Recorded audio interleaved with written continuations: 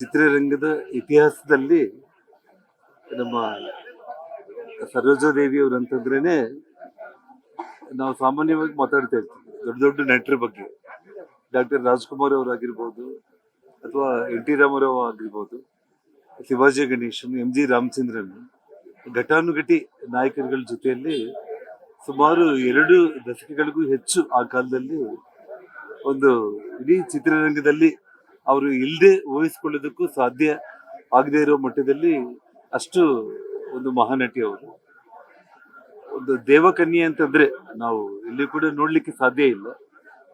ಅಂದ್ರೆ ಏನು, ದೇವಲೋಕದಿಂದ ಭೂಲೋಕಕ್ಕೆ ಬಂದಿರುವಂತ ಒಬ್ಬ ದೇವಕನ್ಯೆ ಅಂತಂದ್ರೆ ಎಲ್ರಿಗೂ ಕೂಡ ಊಹಿಸ್ಕೊಂಡ್ರು ಕೂಡ ಬಿ ಸರೋಜಾದೇವಿ ಅವರೇ ಅನ್ನುವಂತ ಒಂದು ಕಲ್ಪನೆ ನಮ್ ಕಣ್ಮುಂದೆ ಬರುತ್ತೆ.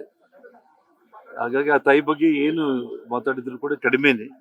ಸೊ ಭಗವಂತ ಅವರ ಆತ್ಮಕ್ಕೆ ಶಾಂತಿಯನ್ನ ನೀಡಲಿ. ಚಿತ್ರರಂಗದ ಇತಿಹಾಸದಲ್ಲಿ ನಮ್ಮ ಸರೋಜಾದೇವಿಯವರು ಅಂತಂದ್ರೇನೆ ನಾವು ಸಾಮಾನ್ಯವಾಗಿ ಮಾತಾಡ್ತಾ ಇರ್ತೀವಿ ದೊಡ್ಡ ದೊಡ್ಡ ನಟರ ಬಗ್ಗೆ.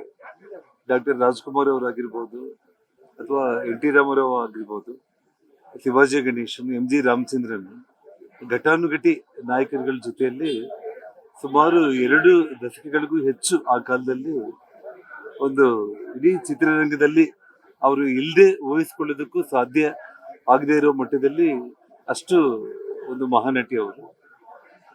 ಒಂದು ದೇವಕನ್ಯೆ ಅಂತಂದ್ರೆ ನಾವು ಇಲ್ಲಿ ಕೂಡ ನೋಡ್ಲಿಕ್ಕೆ ಸಾಧ್ಯ ಇಲ್ಲ. ಅಂದ್ರೆ ಏನು, ದೇವಲೋಕದಿಂದ ಭೂಲೋಕಕ್ಕೆ ಬಂದಿರುವಂತ ಒಬ್ಬ ದೇವಕನ್ಯೆ ಅಂತಂದ್ರೆ ಎಲ್ರಿಗೂ ಕೂಡ ಊಹಿಸ್ಕೊಂಡ್ರು ಕೂಡ ಬಿ ಸರೋಜಾದೇವಿ ಅವರೇ ಅನ್ನುವಂತ ಒಂದು ಕಲ್ಪನೆ ನಮ್ ಕಣ್ಮುಂದೆ ಬರುತ್ತೆ.